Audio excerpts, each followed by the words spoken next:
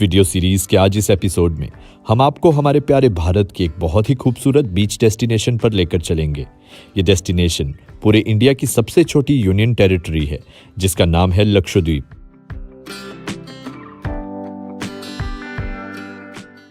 लक्षद्वीप संस्कृत और मलयालम में लक्षद्वीप नाम का अर्थ होता है 1,00,000 द्वीप। केरल के कोचीन शहर से लगभग 400 किलोमीटर दूर पश्चिमी तट पर स्थित ये आइलैंड भीड़-भाड़ से दूर स्वर्गीय समुद्री तटों, शानदार लगून, टर्कोइज नीले पानी और उसमें रहने वाले रंग-बिरंगे समुद्री जीवों के लिए मशहूर है।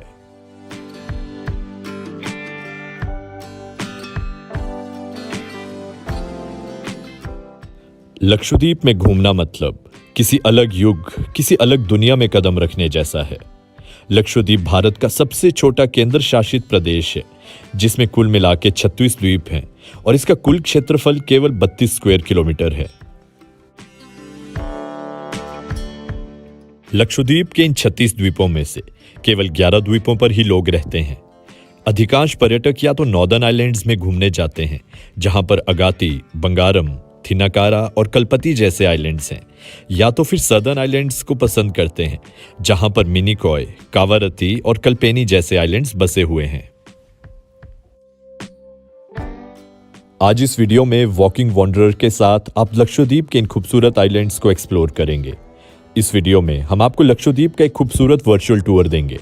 वर्चुअल टूर के साथ साथ हम आपको लक्षद्वीप को विजिट करने से रिलेटेड हर टाइप की इंफॉर्मेशन देंगे, जैसे कि लक्षद्वीप को विजिट करने का बेस्ट टाइम कौन सा है, यहाँ विजिट करने के लिए आपको किस टाइप के परमिट्स ऑब्टेन करने पड़ेंगे, यहाँ पहुंचने का बेस्ट मोड ऑफ ट्रांसपोर्टेशन कौन सा है, और भी ऐसे कई सवालों के जवाब आपको इस वीडियो में देखने को मिलेंगे।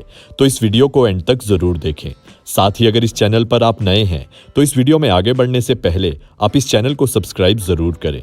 साथ ही बेल आइकन को भी जरूर प्रेस करें ताकि हमारी वीडियोस की नोटिफिकेशन आपको जरूर आती रहे।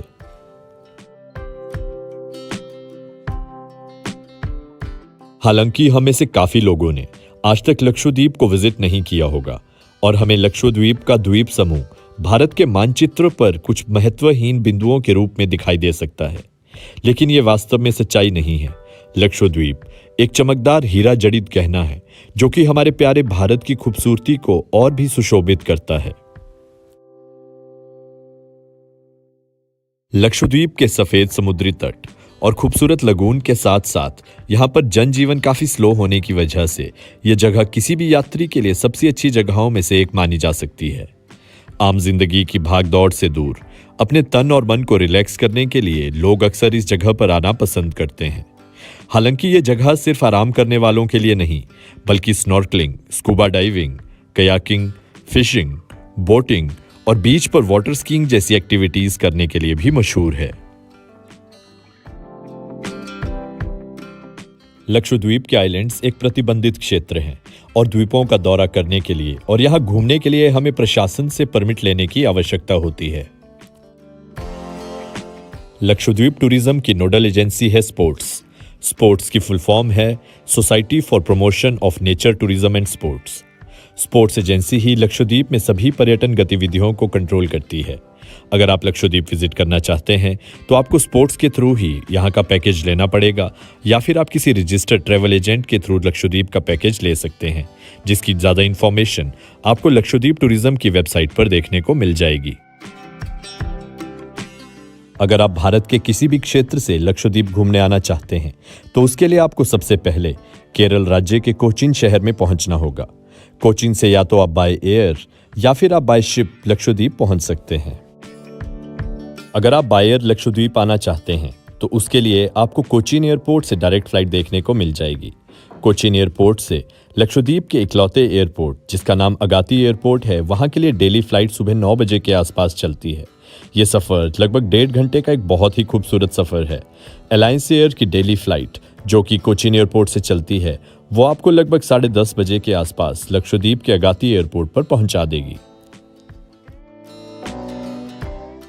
कोचीन से अगाती तक के सफर की फ्लाइट टिकट आपको लगभग 5,500 से 6,500 रुपए के बीच में मिल जाएगी और ये प्राइस लगभग पूरे साल भर फिक्स ही रहता है।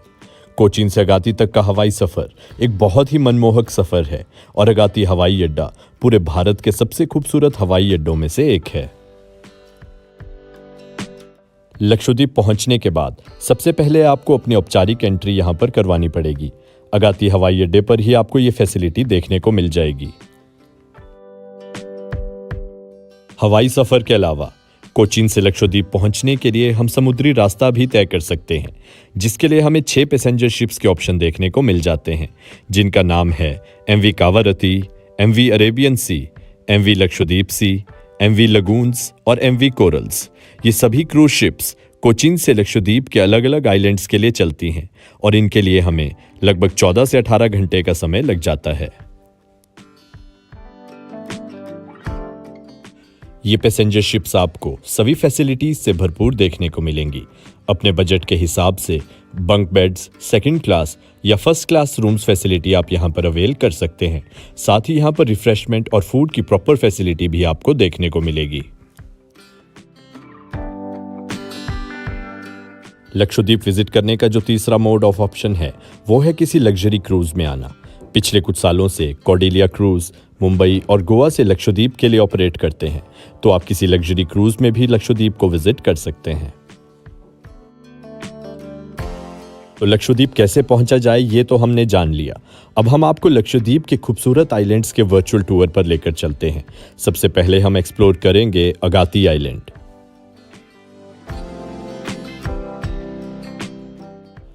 अगर आप अगाती आइलैंड को एक्सप्लोर करना चाहते हैं तो उसके लिए आपको सबसे पहले अगाती पुलिस स्टेशन में अपनी एंट्री दर्ज करवानी होगी।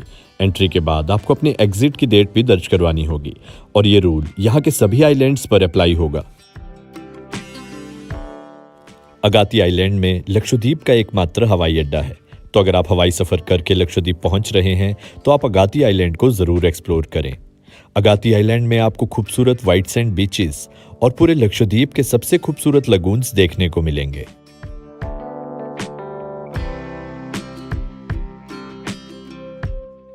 खूबसूरत अगाती आइलैंड की कोची से दूरी लगभग 460 किलोमीटर है। लगभग 7 किलोमीटर लंबा ये छोटा सा आइलैंड, इसका कुल क्षेत्रफल लगभग 3.86 स्क्वायर किलोमीटर है। अगाती आइलैंड में आपको ईस्टर्न, वेस्टर्न और नॉर्दर्न साइड में बहुत सारे खूबसूरत बीच देखने को मिलेंगे। ये सभी बीच बहुत ही साफ सुथरे होते हैं और आप इन सभी को एक्सप्लोर कर सकते हैं। अगाती आइलैंड को एक्सप्लोर करने के लिए या तो आप टैक्सी या फिर लोकल ऑटो हायर कर सकते हैं। एक और अच्छा ऑप्शन हो सकता है यहाँ पे एक लोकल बाइक रेंट करना। 200 से 300 रुपए के नॉमिनल रेंट पे आपको यहाँ पर बाइक रेंट पर इजीली मिल जाएगी।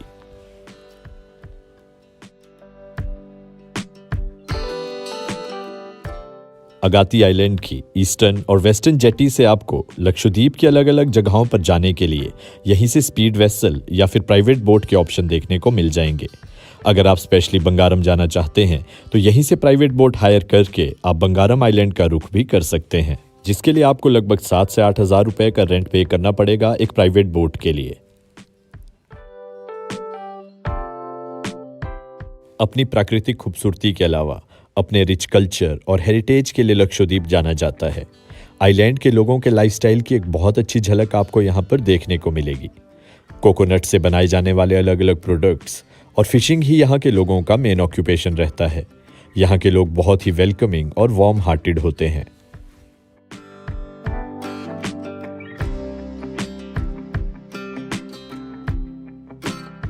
अगर बात की जाए कि लक्षद्वीप जाने का सबसे अच्छा समय कौन सा है, तो अक्टूबर महीने से लेकर अप्रैल महीने तक का समय लक्षद्वीप घूमने के लिए सबसे अच्छा माना जाता है।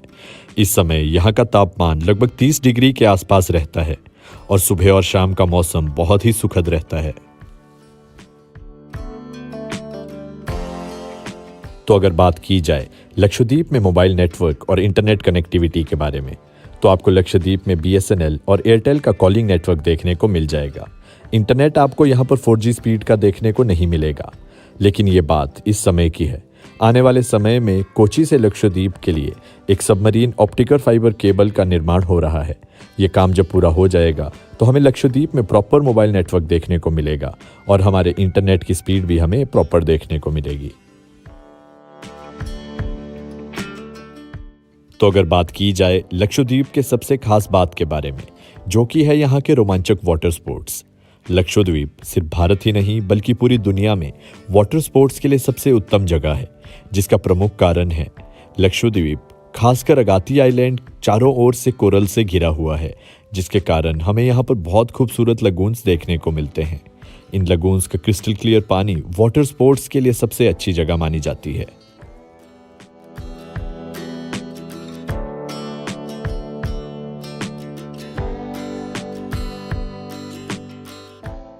लक्षद्वीप में हम अनेकों वाटर स्पोर्ट्स एक्टिविटीज़ को अंजाम दे सकते हैं और लक्षद्वीप में इन्हीं एक्टिविटीज़ को करते हुए अपना समय हम बिता सकते हैं। इन एक्टिविटीज़ में कुछ प्रमुख एक्टिविटीज़ हैं, जैसे कि kayaking, canoeing, pedal boating, sail boating, windsurfing, snorkelling, glass bottom boats, scuba diving और डीप सी डाइविंग।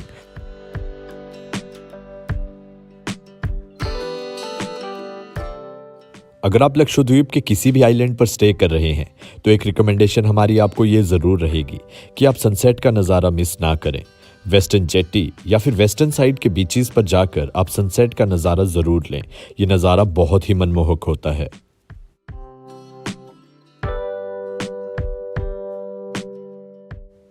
जब आप शाम को बीच पर घूमने जाएंगे तो आपको यहाँ पर बहुत से बच्चे फुटबॉल और वॉलीबॉल के मैचेस खेलते हुए देखने को मिल जाएंगे।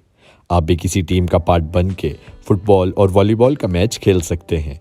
यहाँ पर अभी रिसेंटली एक इंटर आइलैंड फुटबॉल और वॉलीबॉल टूर्नामेंट हुआ था।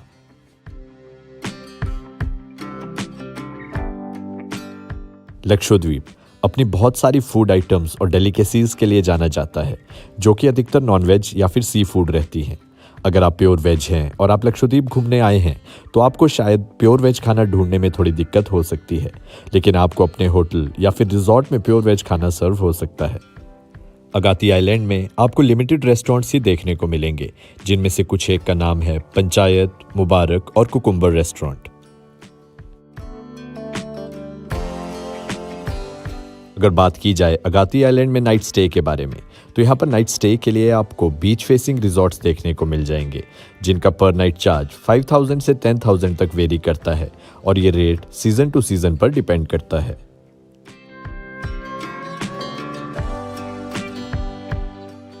चलिए अब आपको लिए चलते हैं अगाती आइलैंड से लक्षद्वीप की कैपिटल कावारत्ती आइलैंड की ओर। कावारत्ती आइलैंड भी एक बहुत ही खूबसूरत लोकेशन है। अगाती आइलैंड से कावारत्ती आइलैंड का डिस्टेंस है लगभग 60 किलोमीटर और इस जर्नी के लिए हमें स्पीड वेसल में लगभग 1.5 से 2 घंटे का टाइम लग जाएगा। लक्षद्वीप में एक आइलैंड से दूसरे आइलैंड पर ट्रेवल करने के लिए स्पीड वेसल ही बेस्ट ऑप्शन रहता है। अगाती से कावारत्ती जाने के लिए हमें लगभग 500 रुपये की टिकट खरीदनी पड़ेगी। ये टिकट हम अगाती के ईस्टर्न जेटी पर लोकेटेड ऑफिस से ही ऑब्टेन कर सकते हैं। ये सभी स्पीड वेसल एयर कंडीशन रहते हैं। इनमें हमें पुशबैक सीट्स देखने को मिलती हैं और साथ ही रिफ्रेशमेंट की फैसिलिटी भी हमें इन स्पीड वेसल्स के अंदर देखने को मिल जाती है।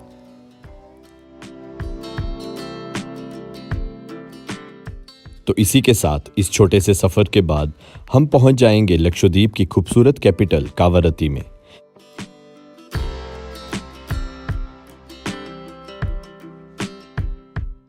ये है कावारत्ती की मेन जेटी, जहां पर अगाती आइलैंड से आने के बाद हम उतरेंगे। कावारत्ती में एक हेलीपैड भी है, जहां पर पवन हंस की अगाती आइलैंड से डेली हेलीकॉप्टर राइड्स चलती हैं, लेकिन इन हेलीकॉप्टर्स में लिमिटेड सीट्स रहती हैं और इनके लिए हमें एडवांस में ही बुकिंग करवानी पड़ेगी। कावारत्ती पहुंचने पर सबसे पहले यहाँ के पुलिस स्टेशन को विजिट करके अपने परमिट पर हम एंट्री करवा सकते हैं। तो चलिए अब हम आपको एक्सप्लोर करवाते हैं खूबसूरत लक्षद्वीप की खूबसूरत कैपिटल कावारत्ती को। कावारत्ती में जो हम सबसे पहली जगह एक्सप्लोर कर सकते हैं वो है ईस्टर्न जेटी के पास located light house. Light house की एंट्री टाइमिंग शाम को 4:30 से 6 बजे तक ही रहती हैं। लगभग 165 सीढ़ियों को चढ़ने के बाद जिस हाइट पर हम पहुंच जाएंगे, वहां से हमें बहुत ही खूबसूरत नज़ारा देखने को मिलता है। यहां से हमें पूरा का पूरा कावारत्ती आइलैंड एक ही नज़र में देखने को मिल जाता है।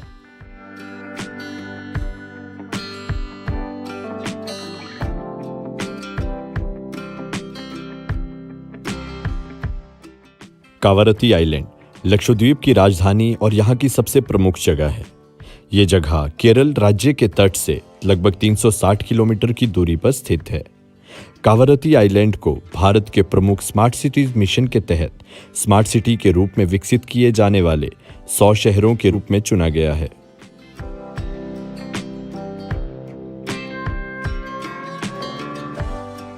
कावारती आइलैंड में हमें घूमने के लिए बहुत सारे खूबसूरत बीचेस देखने को मिलेंगे जो कि बहुत ही साफ सुथरे होते हैं। यहाँ का 3.46 स्क्वायर मील क्षेत्र में फैला हुआ लगून यहाँ का सबसे बड़ा अट्रैक्शन है। कावारती के आसपास के लगून स्टारफिश, एनीमोन, अनगिनत रंग बिरंगी मछलियों के साथ साथ आश्चर्यजनक कोरल नज़ारों से घिरा हुआ है।